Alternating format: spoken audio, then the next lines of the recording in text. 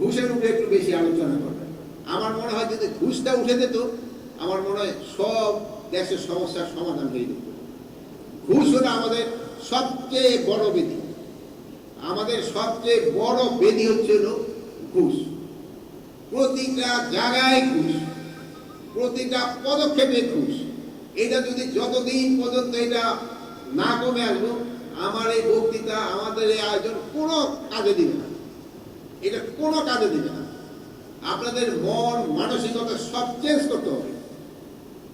এই যে হারাম খাওয়ারটা না, এই হারাম খাওয়ার থেকে আমাদের বেরিয়ে আসতে হবে।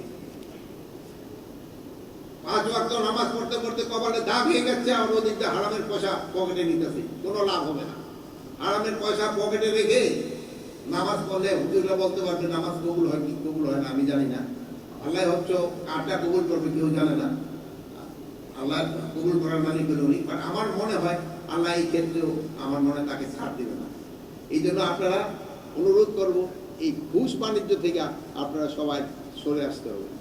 আর আমি আরেকটা অনুরোধ করবো আমাদের সাংবাদিক ভাইকে, আমারও ক্ষেত্রে যদি কোনো ঘুষের পান আপনারা আমারে বলেন।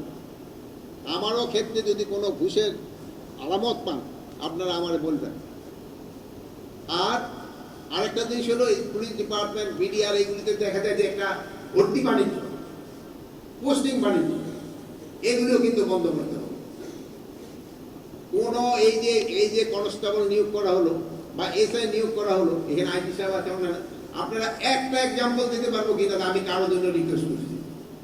একটা যদি এক্সাম্পল দিতে পারে যে কারোর জন্য আমি রিকোয়েস্ট করছি যে তাহলে এই ছেলেটা তুমি নিয়ে নাও বা এই এসআইটা তুমি নিয়ে নাও। যদি আমার এখান থেকে যদি রিকোয়েস্ট না যায়, তো নিচের লেভেলে তো আর কারো রিকোয়েস্ট দেওয়া উচিত না। আপনারা একেবারে তদবির ছাড়া আপনারা এই কাজ করে যাবেন। তো এখানে আরেকটা জিনিস সমস্যা হচ্ছে, আমাদের এখানে অনেক রাজনীতি নেতারাও আছে, আমার বাহিনীর অনেক সদস্যরা তারা হচ্ছে হলো কে ভবিষ্যতে আসবে তার এই তেল দেওয়া শুরু করে দিচ্ছে, যে ঠিক আছে তাদের এই তেল দেওয়া কিন্তু শুরু করে দিচ্ছে। আমি বলবো যে আপনারা যে যাদের তেল দেওয়া শুরু করে দিচ্ছেন, যে সময় আবার তারা পাওয়ার আসবে সেই সময় দেখবেন আপনার তেল শেষ হয়ে গেছে, আরেকজনের তেল দিয়ে আগায় গেল। এই আপনার তেলটা আপনারা রিজার্ভ করে বসেন। এখন আপনারা আমাদেরও তেল দেওয়া দরকার নেই, কারো তেল দেওয়া দরকার নেই। এই তেলটা বাজারে থাকলে জিনিসপত্রের দাম কম, বুঝতে পারছেন? আপনারা এই তেল পানিটা একটু আপনাদের বন্ধ করতে হবে।